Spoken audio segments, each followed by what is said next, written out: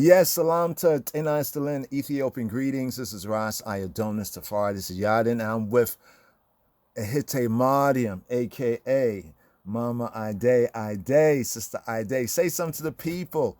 Ide. You there? Yes, I did, wherever the love there. That's what I did. Ide. So my sister here and fellow Ethiopian World Federation Incorporated member, you know what I'm saying? Official, constitutional, local number one. But here. This is on this my sister, you asked me something and we just had a chance to catch up on it. It was about some disinformation, some PsyOps, psychological mess with your mind, stuff they be putting out there against the king, against righteous people, right? Buried in the toilet. I don't know if you see what I had shared with you. That's something that Yes. is circulating on YouTube, right there. Oh, yeah. So you came across somebody that was talking about this. If you want to give the people a kind of a little context right here, because we're kind of recording right here a little video that we'll like to share, on the YouTube and elsewhere. So yeah, to break down this side ops. Mm-hmm. Oh, we just said that, this is how they found His Majesty, and they had official papers to show that this is how they found him, and he was buried, I think they said, next to, I think it was King Menelik at first, and then he was moved to be next to Empress Menen. Oh, okay. I haven't seen any papers. Okay, yeah, because they had okay. First of all, the whole 1974, we could start out there. The first thing I want to touch on is what we opened up with right here, right? Concerning the alleged death and burial, right, of the emperor, our godfather and king of kings, Haile Selassie. Now, really, I don't want to even have this on the screen, so forth and so on. I'm showing this on the screen for everyone, but this is the subject matter here, and this is to like rebut and respond to a lot of this psychological. This is a psyops, psychological. It's like to mess the up with your mind and everything. And a lot of the younger Rastas and Rastafari and the social media, since a lot of things are kind of being AI'd based on the information out there. So we got to put out the true information to counter the disinformation. Many of us already know about this from back in the 90s, before this whole social media information and the disinformation.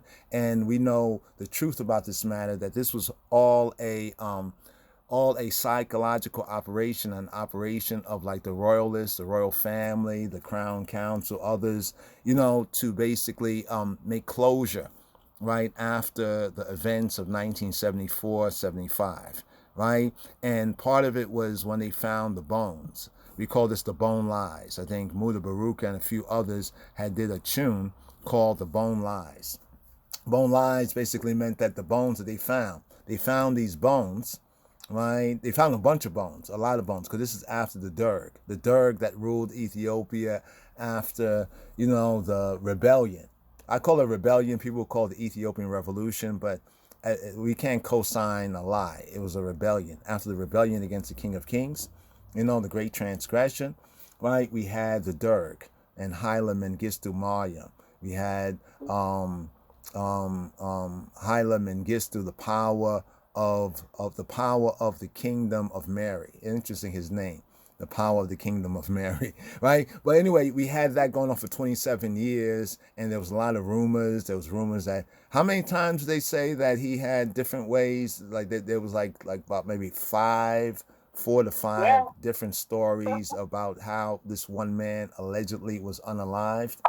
You know what I'm saying? Yeah. And that immediately made the Rastafari and many others who weren't Rastafari become suspicious. And this is from people who are not Rastafari. I want ones hearing this, that a lot of people who are not Rastafari, Ethiopians and others, were suspicious all the way back to the 1970s, 74, 75, because it's like they couldn't get their story straight, right? And this went on for about 27, almost 30 years, right? And it was a real sore for a lot of the people, you could say the anti-Haile Selassie and the anti-Rastafari people, because we could say to them, look, it's just like what happened to Jesus Christ, Jesse Congo. The same thing. All these lies. They say the disciples stole the body. They say this happened. They say that happened. You know? And just to kind of meet the rubber to the road, you know, the rubber meet the road right here. Let's look at the first aspect right here, this whole buried under a so-called toilet. You know why this is false? You know what's under a toilet? See, the whole idea of it was PsyOps. When I say PsyOps, it's a psychological operation to up with your mind, to mess with your mind. You know, and they do a lot of this. We hear about MK Ultra. We hear about other, you know, government psychological operations to deceive and fool people with disinformation, misinformation, and make people believe. But if they slow down and you just think about it for a moment, under a toilet, right? What's under a toilet? Can you bury somebody? There's waterworks under a toilet. There's piping and other things under the toilet. In fact, this is the bathroom. I want everyone to see the bathroom right here, right? I showed you one picture of the bathroom, my sister, right? And here's the bathroom. This is the alleged bathroom, right? Within one of the palaces right here, right? Here it says, Bakwon Ayinkut. In other words, please don't touch. This is allegedly, right, what they've been circulating as a picture of the so-called toilet. You cannot bury somebody under a toilet. You can't. Think about it for a moment. Anybody knows how plumbing works and everything? Besides the bones that they found, that they alleged from 1992. This was the year of the creator, Rastafari. Rastafarians called it the year of the creator. You know, the 100th centenary, 100 years. When it was 1992 after 1892. So it was very significant. It was around the same time that there were a lot of government changes and a lot of the monarchists, constitutional monarchy, and the royal family people and 12 tribes. And a lot of people were very much in support of, you know, like the monarchists and many of these people who are in exile, right? Many of these people, actually, I want to say this on the record, many of these so-called monarchists and imperial family, they have a lot to own up to and a lot to answer for. Some of them might be younger and their parents who are involved, right? You know, from the time of the coup, you understand that they were part, right, as a class of the problem. His Majesty is the one who took the hit for their misdeeds. You know, like when it says like Christ was, he died for our sins. He died for the sins of the people. If you want to kill an innocent man, isn't that a sin? Isn't it a sin to kill somebody who's not worthy of death? To unalive, excuse me, to unalive somebody who's not worthy? Right? Isn't that a sin?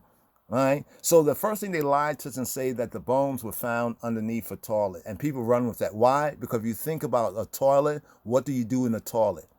You see what I'm saying? So this was another psychological operation to defame, right? Blaspheme and defame the good name, you know, of the King of Kings of Ethiopia, of the conquering line of the tribe of Judah, of Edamari Haile Selassie. But then when we look at the bathroom, I don't know if you've seen, I shared with you one picture. I got to share with you some of the other pictures of the bathroom. Cole, what do you say when I showed you the bathroom? Ma Day, what did you say? What did you say? It's what? No, you said, no, you actually said that was a big, you said it was a big. Beautiful. It's a big bathroom. Now look how big the floor is. So let's just say they found some bones. It could not have been the bones of Haile Selassie. How do we know? Because at the time, back in 1992, right? See, they're trying to scrub the internet of this information. A lot of the information wasn't even on the internet so much because this is before the internet became what we call the internet and social media today. So this information is still out there, but it has to be put back on the internet because what they've done is they've jumped ahead and put this disinfo. Say he was buried underneath the toilet. But if you look at the bigness of the bathroom, let's just go with them for a moment. Let's just go with them. I'm not saying it's true, but let's just walk with them. Sometimes you have to figure out something that's not true by just saying, okay, I don't think this is true. No, this can't be. But let me just go with what they're saying and see if it makes sense, right? Buried underneath a toilet, no, it don't make sense. It don't make no sense. There's no room for it, so from so on. And besides, the bones they found, this is what we call a bone lie. Muta Baruka tune, right? Bone lie. I think Coca T is on that tune. Yeah, the Coca T and Muta Baruka, bone lie. Because the bones were the bones of a 6 foot tall man. that had a gold tooth in his mouth. This is how I recall it from then, and some other brothers and sisters who picked up on those reports. Even the government at that time was Meles Zenawi. He passed away later on, right? But Meles Zenawi, the government that was a Tigray government, they were not in favor of Haile Selassie, but one thing that they did is they pulled away from the whole reburial, because the royal family wanted to come in from exile into Ethiopia, and they were using this opportunity to try to get back into Ethiopia in order to use this sadness, because they found bones of a lot of the other, like other people from the Ethiopia, like officials and others. They found big mass graves, because this is after Mengistu and the Derg was run out, and they had some trials. Then it was revealed where allegedly there were bodies were buried. So they found a lot of bodies of a lot of the officials from that time of the government back in 74, 75, the imperial government. And then they also found some bones in this so-called bathroom, right? And I'm showing this on the screen. It's a big bathroom, right? And notice anywhere that bones could be buried, you see a big wide floor. Right, that's there. It says Kedamawi Haile Selassie Metatebiya Kuful. It says Haile Selassie the first, his Metatebiya, washing, the place of washing, the place of Metatebiya, right, the place of washing, bathing, bathroom, but the bathing room, right? So we see that the bathroom is a very big bathroom. So if any place it could have been any body buried, you see this big wide floor. That floor is wide. That floor you could lay down. You could put a little bed between the sink, right? Between the sink, if you look at the picture, between the sink and the bathtub. I mean, even that bathtub right there. Yeah, I mean, that's a big wide floor. So if somebody wanted to bury a so-called body, right, where would you choose in this room to bury a body? If you had to bury something or a body, where would you choose to bury something or a body? Would it be under the toilet? See, that in itself tells you the malice, the hate, the maliciousness. It's like saying that His Majesty ain't, the rest, right? So that's the first lie right there, right? Could not be under the toilet because there is waterworks under a toilet, right? And that's not, with all that room you have in the bathroom, right? With all the room you got, and the toilet's still going to function. Come on, man, get out of here with that. And then the bones that they found were 6 foot tall and a gold tooth in the mouth. Even the rulers, Meles Zenawi, the political people that were in power in Ethiopia at that time in 1992, they even pulled away because the basic information they had was, they recognized it was false. They recognized that the imperial family, right, the crown council and the imperial family and the royalists was using this, right, as a political opportunity of closure, as a big mass thing where they bring in all their people, they put on black, they cry over their loved ones, and then to crown it all off, they say, oh, we found the bones of Haile Selassie and we're going to bury it. Let's shut up, finally, these Rastafarians, because we couldn't get our lie together. They couldn't get their lie together. Either he this happened or that happened, because they say a lot of different type of things that happen. Right? So which one of them is true? Can you bring in the thing about your testimony? Because you shared a few good testimonies here as well, being in Ethiopia. There was one that you shared that was particularly interesting, right? Where you said, well, this is Ethiopia, because there is the disappearance, right? There's concerning the disappearance. The disappearance of His Majesty is the only version of all their stories that not only makes sense, but is backed up by logical facts. When we look at the facts of each of their allegations, now they settle on the one that it was the Derg that killed him. Some say that it was Mengistu that unalived him. But check this out. Mengistu, since then to now, has always denied. Did you know that? Mengistu has always denied. He said he does not know what happened to Haile Selassie. He's always denied. He said he was an old man, the ancient of days, ancient, venerable man, but he does not know. And you know what happens, my sister? The Ethiopians, many Ethiopians are angry at Mengistu. They're like, why don't you admit that you unalived him? But Mengistu has always maintained that he did not. Isn't this interesting? He admits that he did. He admits that he and the Derg did do it to a lot of different ones, unalive them. He doesn't deny that. But he denied it then, and even in exile, or not exile, but, you know, in Zimbabwe, whatever that's called, you know what I'm saying, where Mengistu, you know, still is, you know, happy grandfather, so forth and so on. I'm not really against Mengistu, like they want us to be against Mengistu, right? And not really look at the imperials and the royals, but we have to say, right? Because they all wanted the old man, right? They all wanted the old man to go, right? And to take over. But what happened at St. Stefan? St. Stefan Cathedral, like in Ethiopia, right? St. Estefanos is one of the places that Haile Selassie, right, when he was under house arrest, used to go to pray, right? Used to often go to pray, right? And I'm showing this right here. I got to show you some of this too, my sister, because, but you've been there, right? You was there in Ethiopia. Tell us a little something about the whole thing about, I think it was a cab driver. Yeah, if you can, please.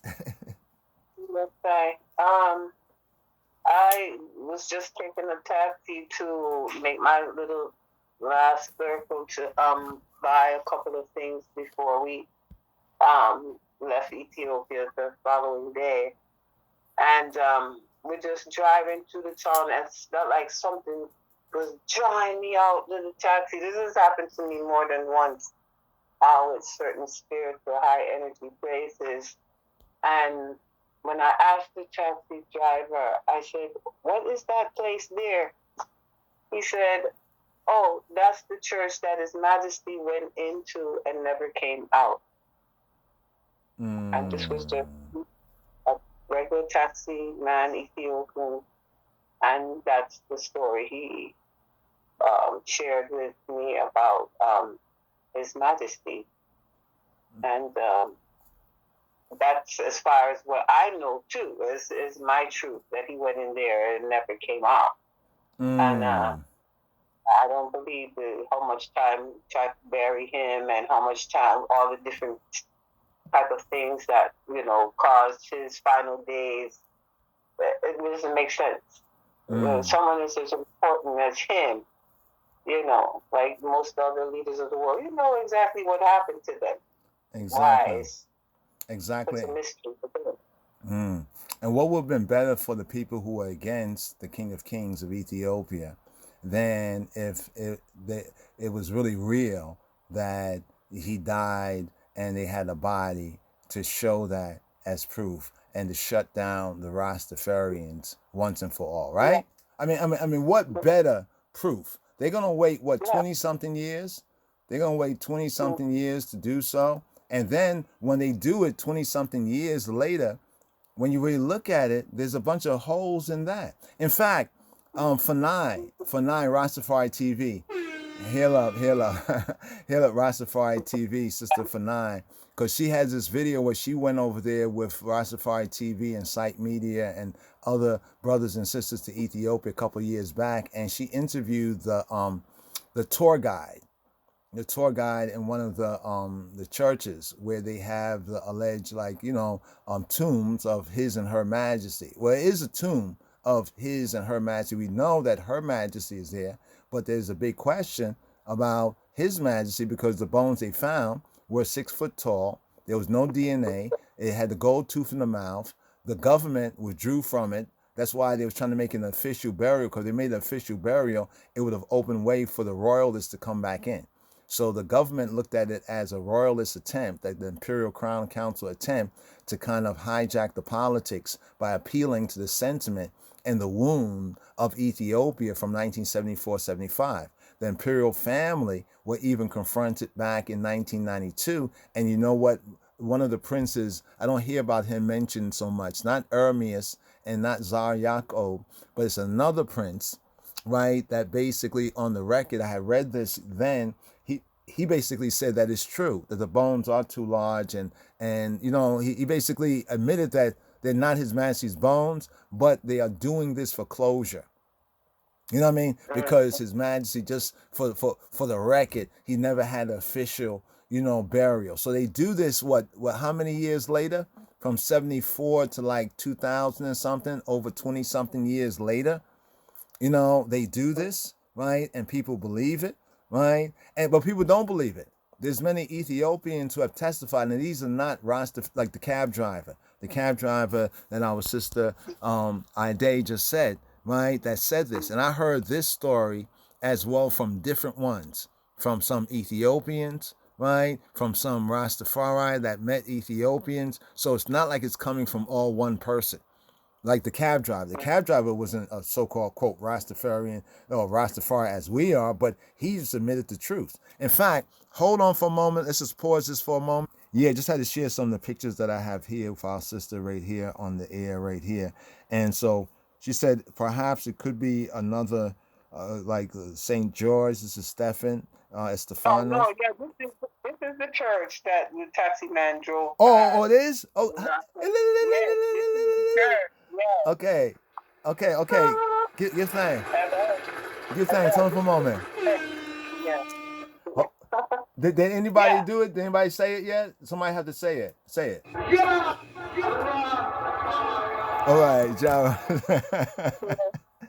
Okay. No, I'm being a little overly, but I'm so happy because I already know from my sources this is the church, right? And it's like 2 or 3, right? But I just wanted to confirm it, that like without putting the finger on the scale or nothing like that to influence it.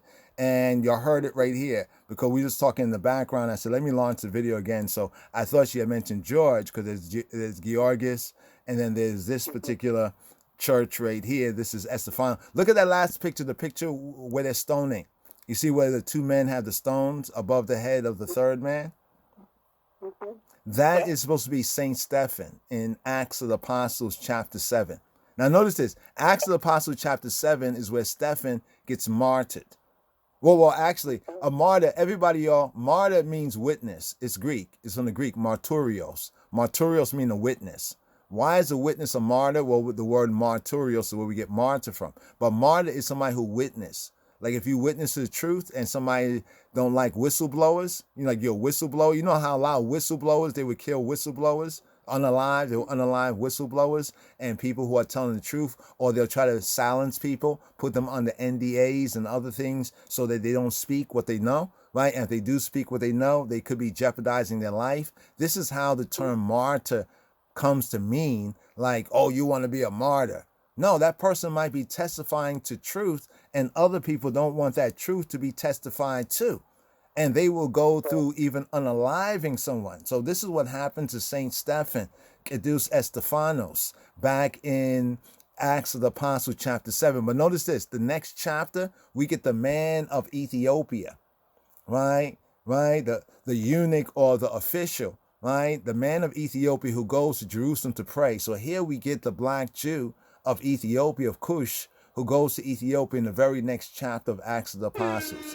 So why is this important? Because this is the church that His Majesty, right, on record, right, known by Ethiopians on the ground. This is like an open secret. Like it's like, it's not really a secret, but it's openly known, right? But you notice that many people don't want to put it in print, right? They don't want to really stand behind it. We as Rastafari, we do, but the preponderance of Ethiopians that know this, many might watch the video and say, well, I heard about that too.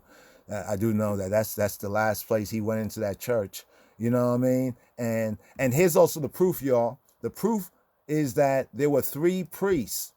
Okay, let me give you the background. His Majesty, right, under house arrest, would go and pray, right, regularly. You know what I mean? Would go and pray, and go to the church, and the soldiers would bring him to the church, bring John Hoy, go to Maui, John Hoy to the church, and he would pray. And he probably prayed for a set amount of time, and usually he would come out, and they'll take him back to where he was, under house arrest, the palace or whatnot like that, right? Another palace, yeah? And so this day, right, Haile Selassie, did not come out at the usual time or at the expected time. So the soldiers that were waiting to escort him, the Derg soldiers and everything waiting to escort him, they looked around and out comes, right, out of the church comes 3 priests, right? I heard it as 3 priests. It could be 3, maybe 4, but I heard it as 3 priests. These 3 priests, right, came out of the church, right? And the soldiers asked him, have you seen Gormawi John Hoy, Gormawi Negus Neges? Have you seen John Hoy, His Majesty, His Imperial Majesty? Because they still regarded him, they still spoke in that way. Even though he was under house arrest, the reports is that they still, gave him all the honor and so forth and so on. But anyway, when they saw the three priests told them, basically like, no, they gave them a negative answer, and whatever happened, whatever it was that these three priests said to them, or however the soldiers took it, because they're in trouble now. John Hoy just disappeared, this ancient of days, this old man, this venerable man, the old man disappeared, right? And they shot and they unalived the three priests. And I've been trying to find this. I've seen it in the earlier days. There's said to be a plaque somewhere on this church or in the environs, I think, where the men were slain, that says at this time, on this day, these men were slain by the Derg. And that's the very same day. Those men were the escorts of John Hoy, of Haile Selassie, from house arrest to his daily, visitation to the chapel at this church, St. Stefan. Now, here's what's interesting. Why this church? There's a sign and a sign and a sign, right? Why this church? If you look at that picture where Stefan is being stoned, he's looking up, right? You see the Trinity at the top? The Trinity is at the top of the picture. He's looking up. It's like where it says that Stephen in Acts of the Apostles, he looked up to heaven and he said he saw Jesus Christos, Yeshua, HaMoshiach. He saw Jesus Christ sitting at the right hand, right, of Exyabia Ab, of God the Father on high. So now notice, the place that Haile Selassie on record, this is facts, disappeared, right? This church right here, right, is the church that is named after the first martyr, the first witness. You know that Jesus Christ, he is actually the first witness. Because he's the faithful witness, right? Doesn't it say so? He's the faithful witness, the true and the faithful witness, right? The beginning of the creation of God. That's what it says right there. It says that in the Bible. What is that? That's 3, is it 3:14? I think that's, Revelation 3:14, if we're correct. So it's kind of interesting that His Majesty's disappearance would be at the place called St. Stephan, and St. Stephan is where the first martyr, right? The first one who stood up and testified to the truth in a hostile environment and lost their life, right? But what does it say? That anyone who has faith in Jesus Christ will not die? Doesn't it say that in the Bible? It's kind of very interesting when you think about it. So we like the Christians have glossed over that right there. They say, well, you're not spiritually die, right? Well, interesting thing is that even with the martyrs, they never said that like Stephan, for us as believers, we'll say Stephan went to sleep. He fell asleep. We'll say he fell asleep because there's really no death to the righteous, right? He fell asleep, because there's resurrection for the righteous. But in Haile Selassie's case, right, the whole bone lie, the death lie, the different lies about it has been exposed since then. But we have to bring the evidence to bear. I went through this with AI. One day I was with Chat GPT, whatever, and AI, and I asked AI about all the different, allegations of what happened to Haile Selassie. I just let it, I didn't try to like lead it, like leading the witness. No, I just asked a general question. It gave a lot of evidence that I already was familiar with, and many of y'all and many of us know about. But then I mentioned this. And then I had mentioned about the bones. And you know what the AI said? Oh, wow, you're right. Ah, you got it. You're right. That information there. And then it started to go into that more, that there was all the information, the questions, right, about the bones, right? That the bones, the reports of the bones that's still out there on the internet, that the bones were the bones of a 6-foot tall man. Question, was Haile Selassie 6 foot tall? No. And they also said they had a gold tooth. They had like a gold tooth in the mouth, right? There was no DNA. There was no DNA. Nothing was done on it. The government accepted that it was the bones until it found out, oh, these bones are 6 foot, and they pulled out. But the royalists, like the royal family, the imperial family, the monarchy, the rest of them, they pushed it because this was a part of a political agenda. So basically, they used, right, this bone lie to attempt to push a political agenda to try to bring in the imperial family and restore the monarchy, right, at that time by using this whole bone line. This is where you see these pictures. If you go on the internet, you'll see these pictures of a so-called funeral back in the 2000s and everything like that. Oh, you know what I didn't even say? The Sister Fanai, when Fanai went to Ethiopia, where they have like the tombs of Her Majesty and the alleged, right, the tomb of His Majesty. It is his tomb, but the alleged bones. Remember, the bones are a lie. It's a bone lie, right? The whole premise of how they even got to put these bones there is a big lie, but it has a lot of people rocking with the lie. I'm showing some people the pictures right here, you know, when they had the so-called reburial, the big church ceremony, you know, with that Abuna Diablos. I call him Abuna Diablos because Ethiopians I know called him Abuna Diablos. I'm talking that Palos guy. Remember the Palos guy? You know, the one who said that first he said we're not going to give anything of the Ark of the Covenant to be analyzed. Then he said that we will. And then he died after that, right? And you notice that after they did this, a lot of their leaders really vonked out. A lot of their leaders vonked out, right? The priest that was over it, he died after this. A lot of them just disappeared because this was all political right here, right? This was all political. But when Fanai and even others was at the tour in Ethiopia of the mausoleum, right? Are you there? Okay. Yeah, at the mausoleum, they said at the mausoleum, and it's on video. She has it on video. I'll try to share this video. That'd be good proof to show too, where the Ethiopian tour guide was doubting the bones himself. I said, oh my gosh. The guy doing the tour, no, I kid you not. It's the trippiest.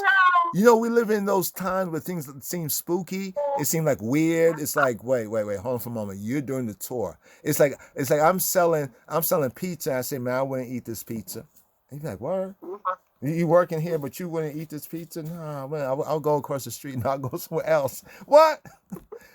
So the tour guide was even, that video ones and ones need to see. The tour guide was basically seeing. So notice there's a lot of Ethiopians that will talk positively about Haile Selassie because they recognize that's the best thing they got. But they don't really love His Majesty, and they're using His Majesty's image and his legend to try to bring themselves back into power. You know, because Majesty really changed up things so much to make things like the kingdom of God and level, right? That they were so hateful of this. Many of them, the elders, and many of these ones, their parents, they were part of the coup. That's why they don't like that book, The Emperor. The Emperor actually gives in it certain witnesses that really shows how the imperial family was rocking. That's why the imperial family don't like that book, The Emperor. The Emperor book where this guy, Ryszard Kapuscinski, he goes to Ethiopia. He interviews a lot of anonymous Ethiopians, giving only their initials to their names. And it's like Ethiopians just witnessing what they witnessed.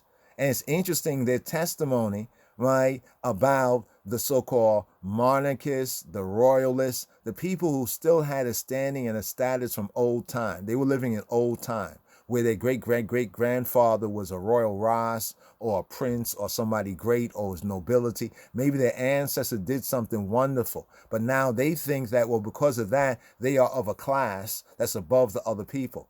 His Majesty came to do away with that. You know what I'm saying? That's why when His Majesty became King of Kings, he did away with kings. People, you know that. You know that, right? He did away with kings, right?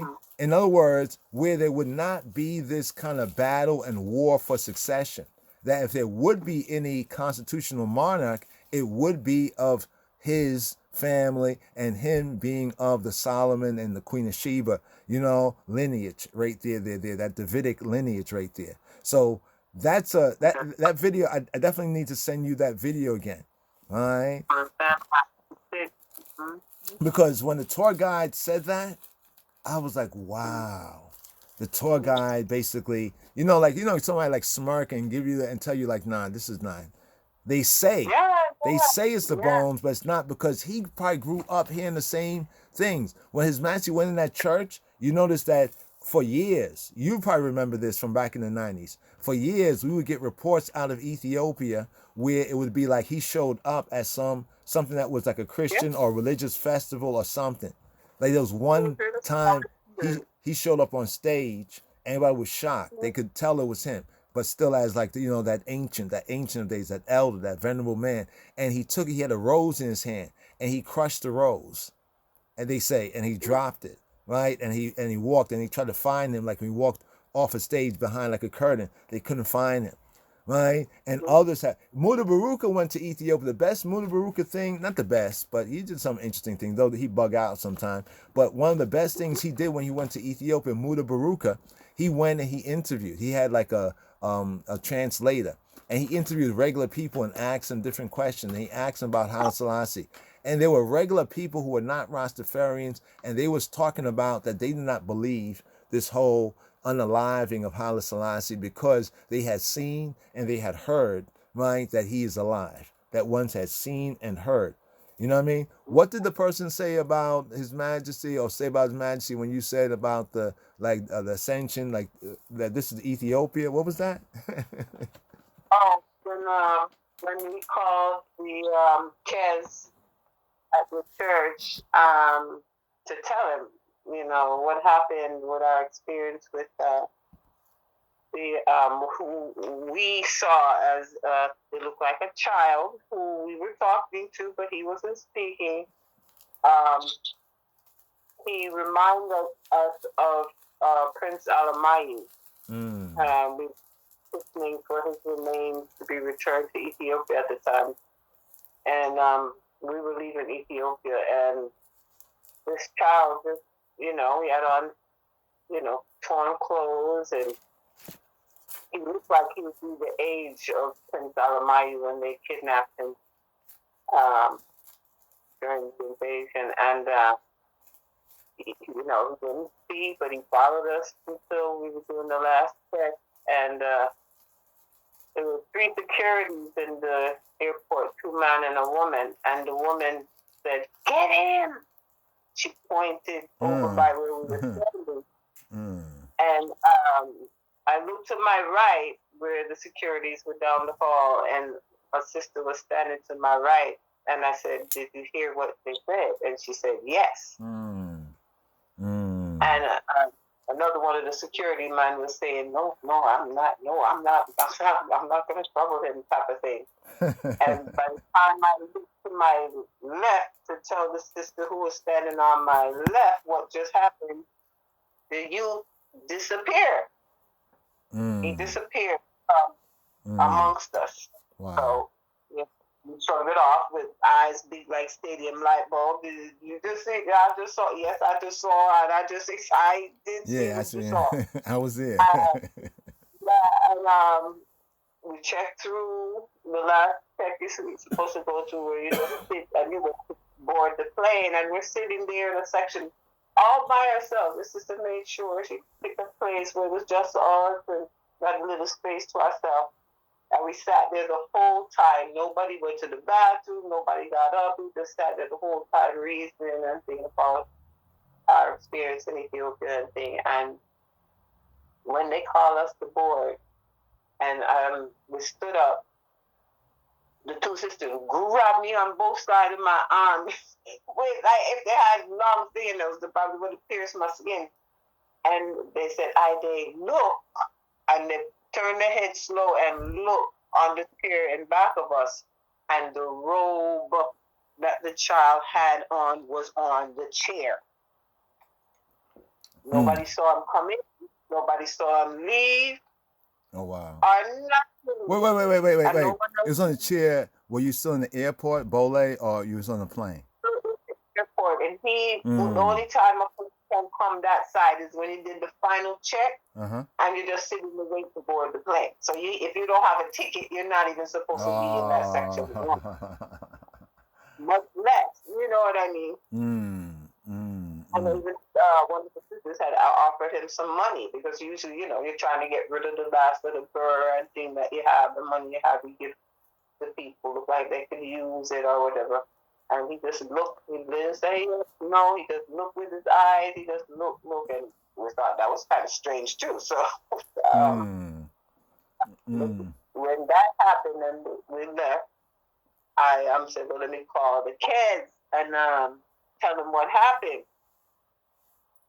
And so the three of us were on a three-way call and called the kids at the church and told them about the experience and listened to the whole story. And I said what he said was more spookier than the fact that the three of us witnessed twice what we would said somebody disappear from in front of us, or 6 eyeballs, somebody disappear from our sight, just miraculously. And then, so we're telling the kids what happened, and he listened, and then he said, "Come," he said, "So you never heard the story about how His Majesty disappeared?" So we was like, yeah, we've heard that story before. Wait, hold on. I really don't want to interrupt, but just to add to it, you said that he said, have you heard the story about how His Majesty Godmari Nagus Neges, John Hoy disappeared? He said that? Has disappeared before. So yes, we heard. Yeah, because we were visiting Ethiopia. That was 2018. So we've heard, the story about His Majesty and disappeared from out of the church with the guards bringing him there. So he said, yeah, we heard. He says, that's not strange though. He says, remember, you're in Ethiopia. He said like that? He said that. Another sister on the line said, tell them about the time when we came. And the sister asked one of the kids, could she hold his umbrella? Yes. And he gave her the umbrella to hold. And so she wanted to take a picture. He said, wait. And he put his robe on her. So he's standing next to her. He put his robe over her shoulder. She's holding his umbrella. And the other sister takes the picture. And so she said when she turned over the camera to see, what kind of pictures to get, the sister is standing there with the robe and the umbrella by herself. The Kez is not there in the picture. So she turned over the camera. She looked back up. He's standing there. He's standing there in real time, physical time. He's standing there in front of her. But the camera doesn't pick him up. But the camera don't pick him up. Whoa! Yes. Oh, yes.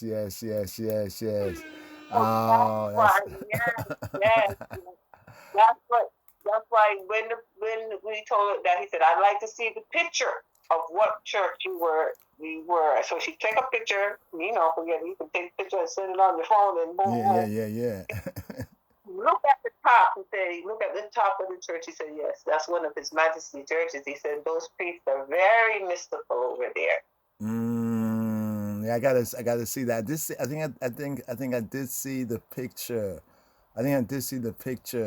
But like, I was just hearing the fact, but I guess the way you tell it right there, you just bring it out even more, because I was hearing like what you said, but now I understand how it's so amazing when the sister showed that picture, because I'm like, okay, I see you in the picture, but he's like, where's the priest? Like, I'm like, what priest? She's standing by herself in the picture, but she look up and he's physically standing next to her. Hey, all of these. See, if there was one piece of proof, my whole coming to Rastafari was because I heard some things about, the ancient Israelites and righteous Ethiopians and the connection and everything like that. And I heard a lot of rumors, a lot of stuff, I heard a lot of good stuff. I heard certain stuff that if it was true, it would be very bad stuff. This is the PsyOps they put out there, like these bone lies and the buried on the toilet. And I went to investigate these things. You know what I'm saying? You know me. This is what I do. I like to research. You know, not just the English. I'll go into the Amharic, or I'll learn a language just so I can understand what they're saying. You know, at least learn it enough. And now we got technology too. You know, Yeah. and I found out that almost every rumor, even the rumor about His Majesty's taking money and putting in different bank accounts, all that was lie. In fact, they have something on the No. YouTube where the man that was over the banking or something regarding funding and financing in the Ethiopian Negus Mengis in the imperial kingdom, the King of Kings kingdom of Ethiopia, and he went on the record recently.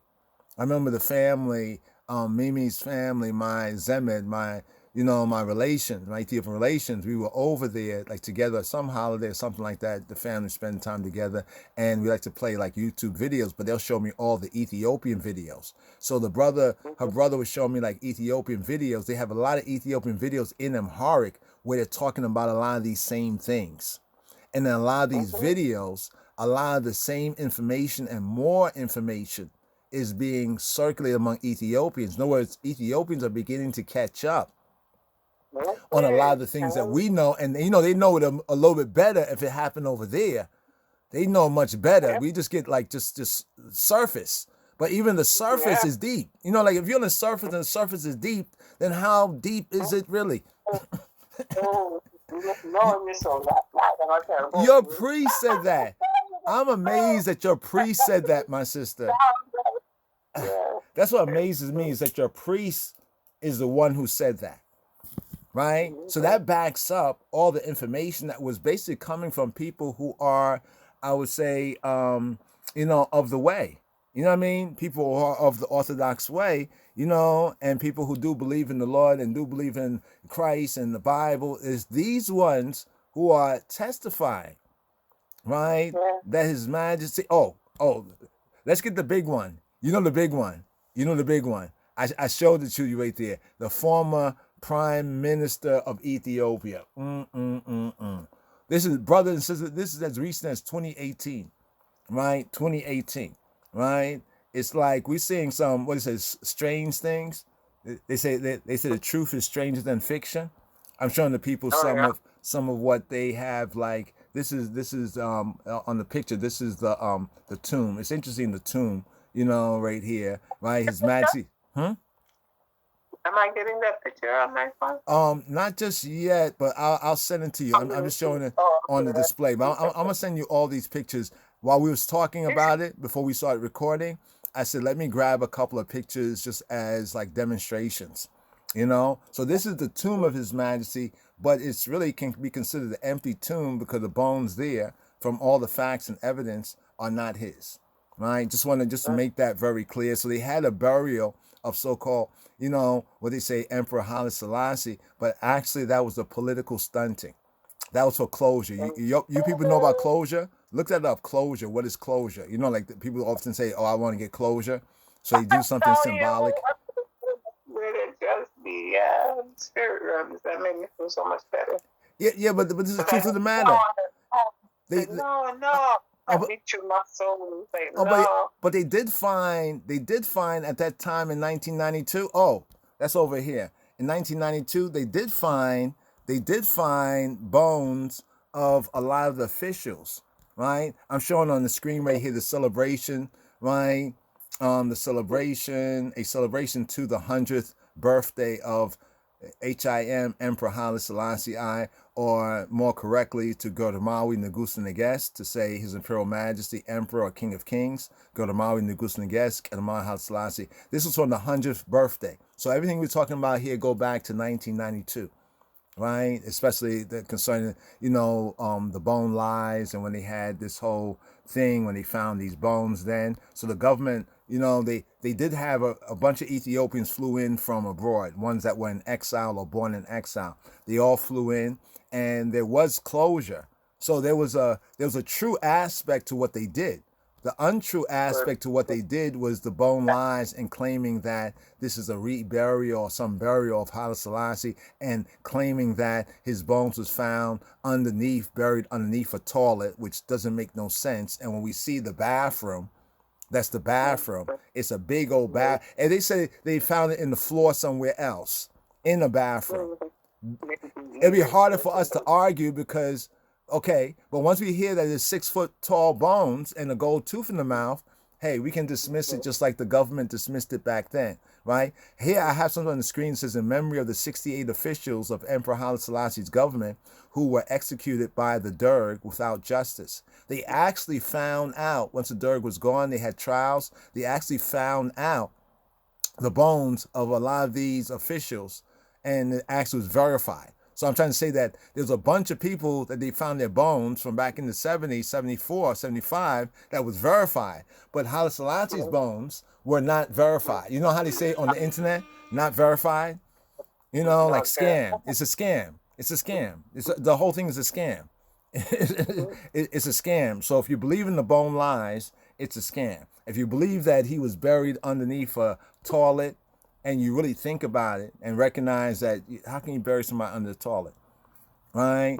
You know, that right there is a lie. That's a scam. The only people who want to believe that are people who want to, like, denigrate, you know, the memory, right, and lie and slander. People who hate. People who just basically hate on Haile Selassie. They hate Jesus Christ, and they hate Haile Selassie, and they hate righteous people, and they hate good. You know, one thing that happened in 1974 that's interesting that people never talk about is Lucy.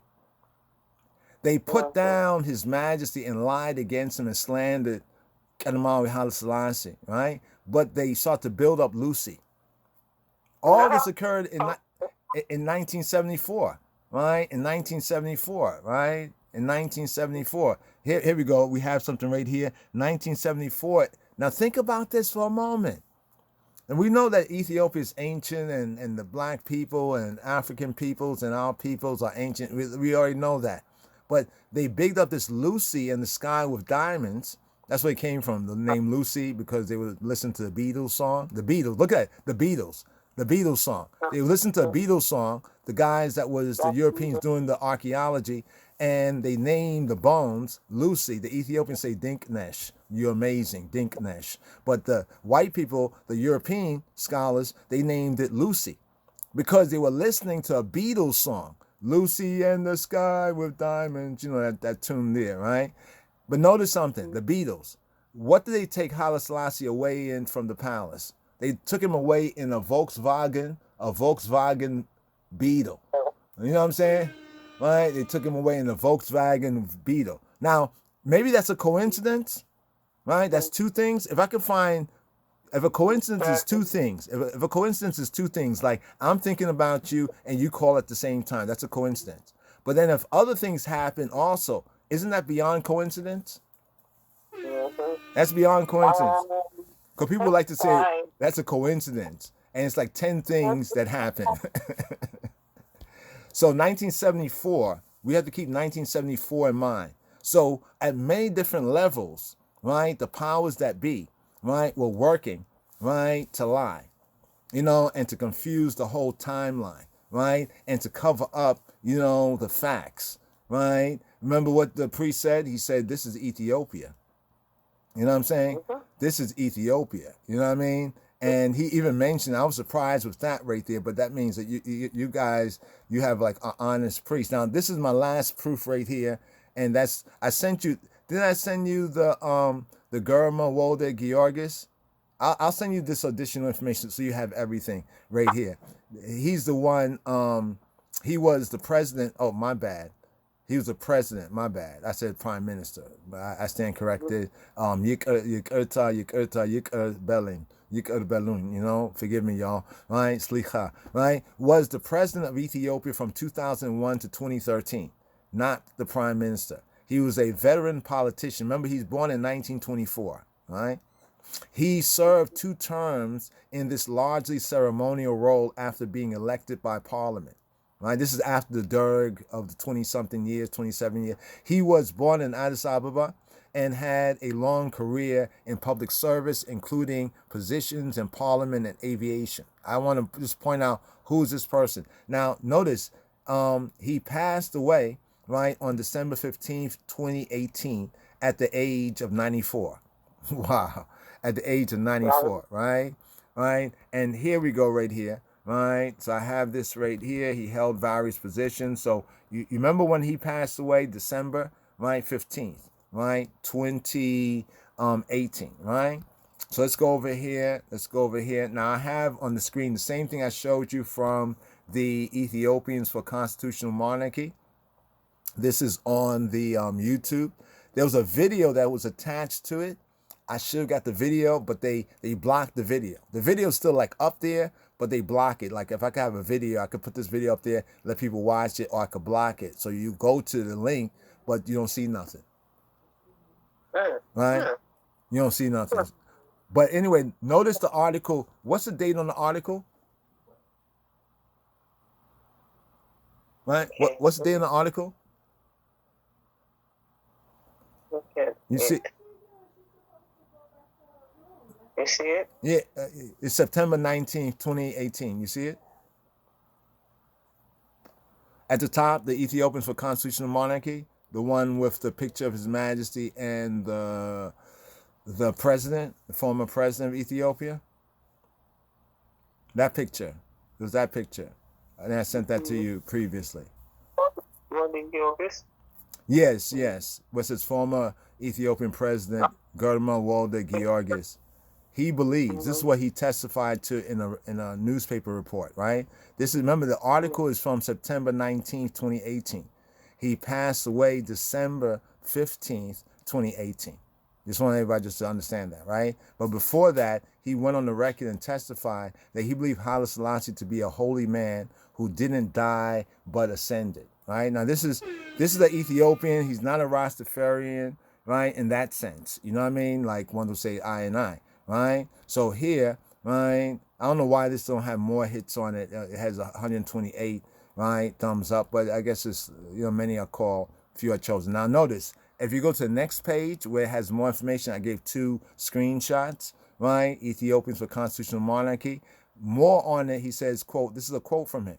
He says, I believe that Emperor Haile Selassie I of Ethiopia did not die. Commented the former president of the Federal Democratic Republic of Ethiopia, the FDRE.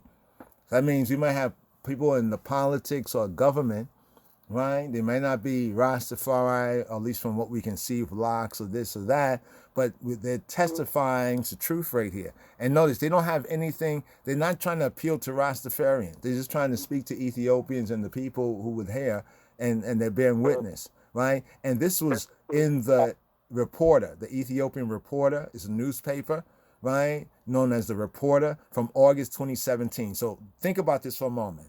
So it was 2017. Right? It was 2017, August 2017, right? We get this here published September 19th, 2018, and he passes away December 15th, 2018.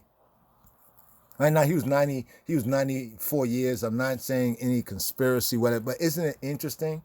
Right before he passes, a year before he passes, right, he gives an interview. And like to see more in this interview. I'm going to follow up on this particular interview here because we need to see the full of the interview. If it's a question and answers, how the question and answers went along, right? So this is one of the public evidences that we have, but there's other there's other evidence as well. Some made public, some only discussed privately, you know, from various ones. And when you put it together, it's very consistent. You know what I mean? The disappearance into the church, right? And then being seen here and there at certain events. You know what I mean? Ones like the president, former president testifying. Even my mother-in-law, right? She told me about how His Majesty, we hear about the Abu Qudus, right? Like a Bahitawi. Sometimes Ethiopian men and women, sometimes kings and sometimes queens or nobles, when they serve their life, you know, like they, you know, when they serve, like, you know, do the functions in life, like, you know, within the community, that's king, or, you know, as a ruler, as a noble, or as a regular person, they would decide as they get older, they want to spend time with God, or they want to go up into like the Bahitawi, you know what I mean? Like they want to withdraw from the world, you know, and spend their last days in, you know, prayer and praise and worship, you know what I mean? And they would enter into certain orders or they would kind of like go into the wilderness, as it were. You know what I'm saying?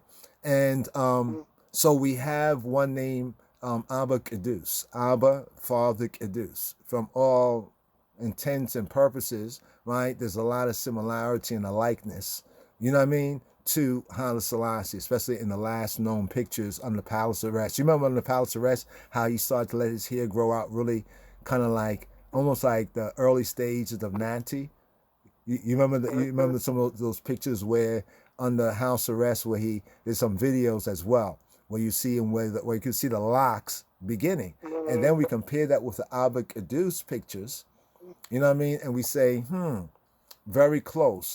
So what I heard from my almas, right, it was zero almas, you know, my Miste's mother is that there's a story of 3 or 4 like priests or holy men, right, sitting with one that bears the description of Abba Kedus, like you could say, okay, like yeah. Can you hold on for a moment, my sis? Hold on for a moment.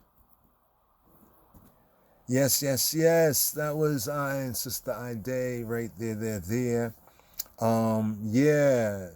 She was reaching out to me through the WhatsApp because she came across the same, the burial in a toilet, you know, that disinformation. She was trying to like just break down the truth, you know, just explain the truth. And, you know, we had talked about things and shared notes, and knowing that a lot of times either we will have the research or we can, you know, get the research, get the data, you know, and we wasn't able to respond to at that time, but was reasoning, and we touched on some of these same subject matters. And, you know, I said, you know what, let's just, if we can take a little bit of time and kind of go into it, you know, right here. And this is what this presentation has been right here.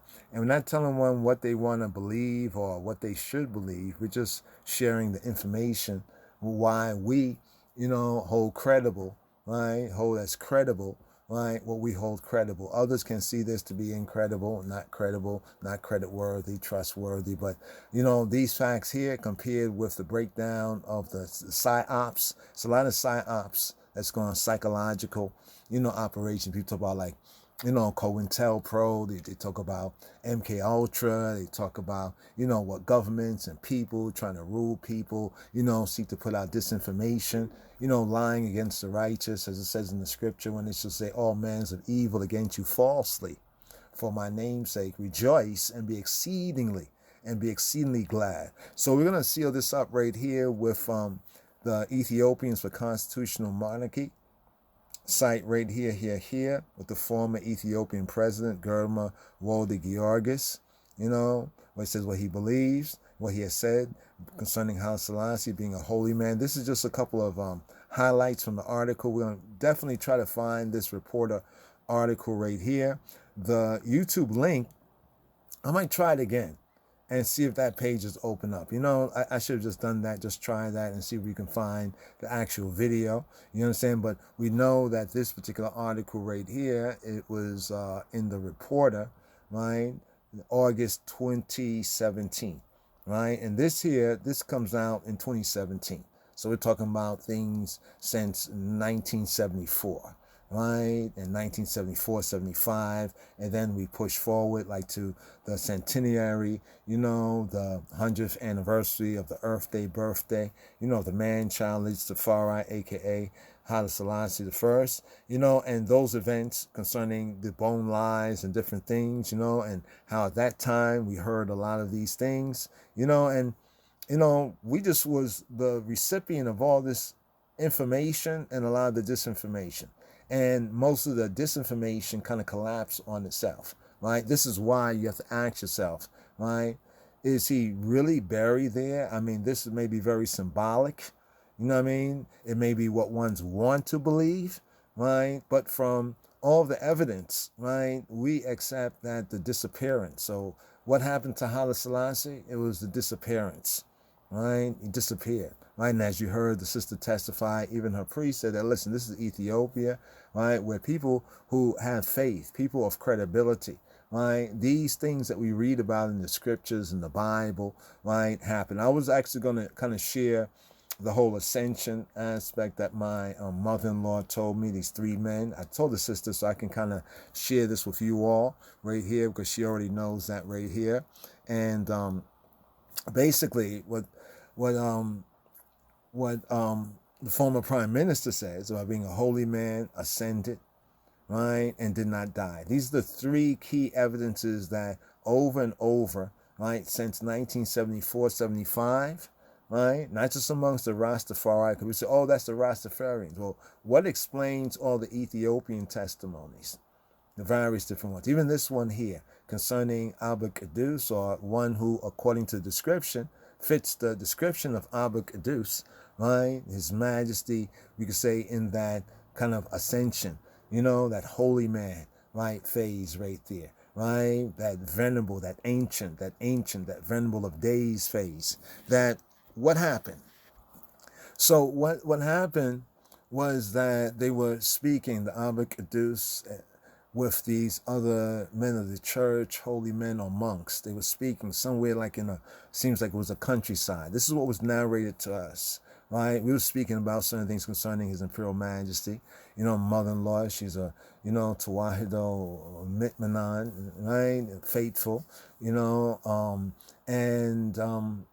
thinks that His Majesty, you know, a good man, righteous man, because she witnessed. She's a testimony. She testifies. She both sees Ethiopia then, right, and up in her 90s, witness Ethiopia now. So me and Miste, my wife, we're reasoning. You know, a family kind of get together, and she overhears, and then she gives us this story. It says this is concerning, right, many Ethiopians. This is what's been told to her, like through the proverbial grapevine. This is what we have in the scriptures where things are told. Even Mary Magdalene, how Mary Magdalene, she came forward and said He's risen, and ones didn't believe it, right? So we even have that biblical testimony when it says one is risen and ones don't believe, right? It's almost like ones are more ready to believe bad news or sad news, even if it's false, right, than good news, right, even when it's true.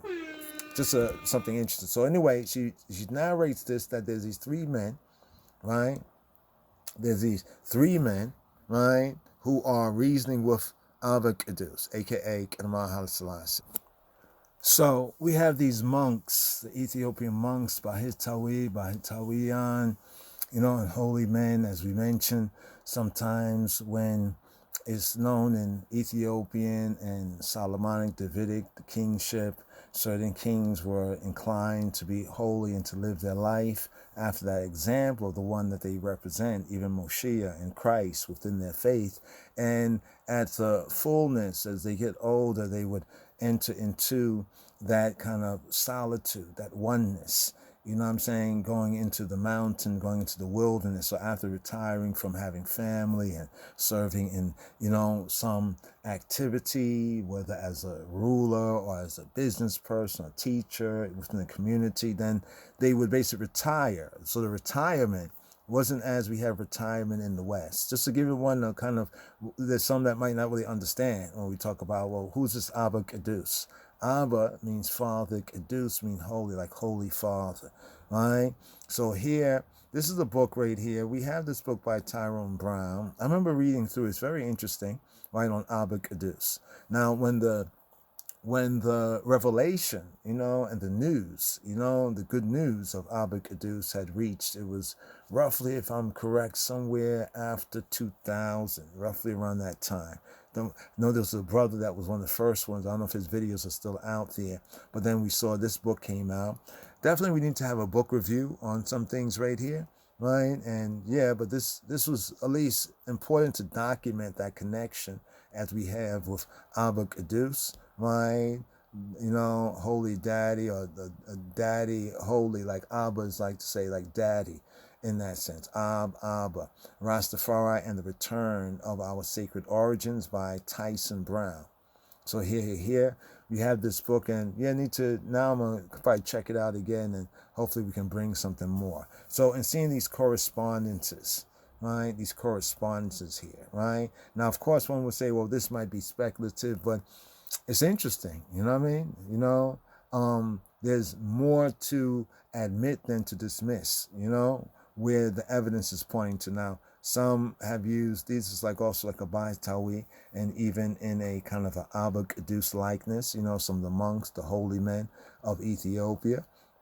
Right, so here is what is classically known, the first revelation by our brother so many years ago of the Abba-Kadus. Right, so here we have the Abba-Kadus. Right, so some of y'all may have seen that we have used this picture before, you know, as a point of reference. Some of the different. Now, if you can see right here, this was actually on one of the posters. It was very ironic and interesting.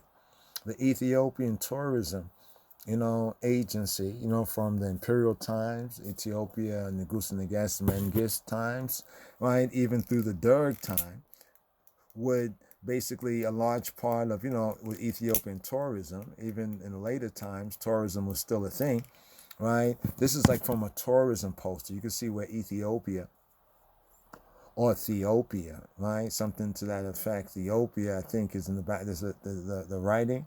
So this is like from one of the posters.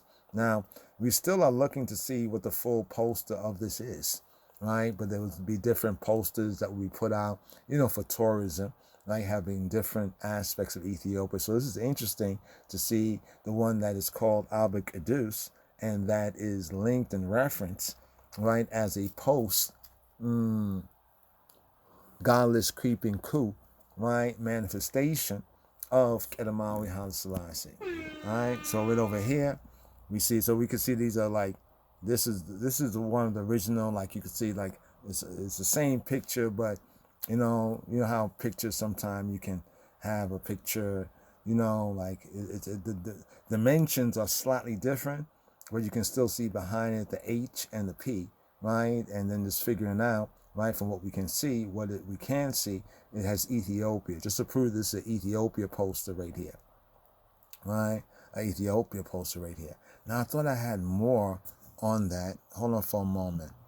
I thought I had more on that. That is very interesting, brothers and sisters. Sometimes that happens with pictures. They get out of order, right? I had a couple other pictures I was going to share, right? But let's go with this with the Abba-Kadus for right now. So we have the Abba-Kadus, right? Because there's another picture, if we had downloaded it, right, we could have shared it. And because some even dispute, say, well, is it really him, right? When we look at the face as we see it, right, we look at the last pictures that we see of His Imperial Majesty on the house arrest, we can see where his woolly hair is growing out like when somebody is at the beginning stage of locks, right? So this is a part of a fuller kind of documentary and presentation, right? Just some of the basic, even surface evidence that we have that connects this as being not just plausible, but likely, right? Not just plausible, but likely. This is a research, an investigation, not just to say, well, yes, it is, right? But seeing what evidence, what testimony we have, and weighing that. So in the weighing of this, we touch on our mother-in-law, Emma Bates Almaz, where she related a story. I think some of her, you know, church-related and Ethiopian, you know, Tawahedo community-related ones were kind of talking about. Did you hear the one that's called Abba-Kadus that many see as, for lack of a better word, a doppelganger, right? That means like a likeness, a very strong likeness, right, or duplicate or likeness of Kedamawi Haile Selassie, right, was seen or was known to be with other, you know, holy men, monks, and priests, right, all these monks and Bahitawi, right, and they were talking together. So imagine, you know, 2 or 3, and the one that's called Abba-Kadus, and the reasoning. Now, Abba-Kadus has wrapped around him, you know what I'm saying, the Ethiopian flag, right? So the Ethiopian flag is wrapped around this one, right? And this one, right, while they are speaking together, this one ascends, actually ascends, right? Now it's said to be a very sunny day, right, in Ethiopia. It appears that this is somewhere maybe in the highlands. There's grass, there's green, there's mountains, you know, the Ethiopian landscape. And as he ascends, right, right, you know, like when it's like the sun, you know, when you like you look at a bird is flying, and the bird flies, and your eye is following the bird across the sky as the bird fly.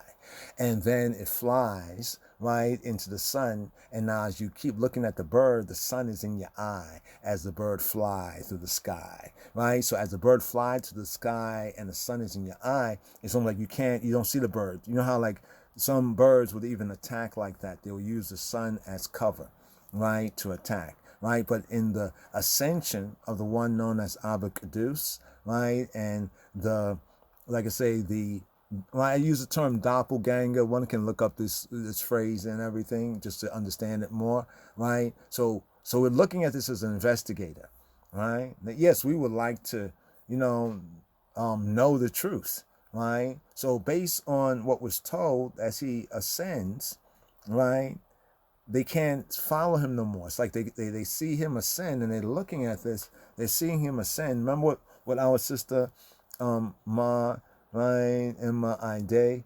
Hitamadium has said earlier when seeing Alamayahu. Now Alamayahu is a prince, a son of the former Emperor Tewodros Theodore, right, that was taken as like captive or hostage to Britain, right? And, we were champion within the Ethiopian World Federation First Unit, the constitutional membership,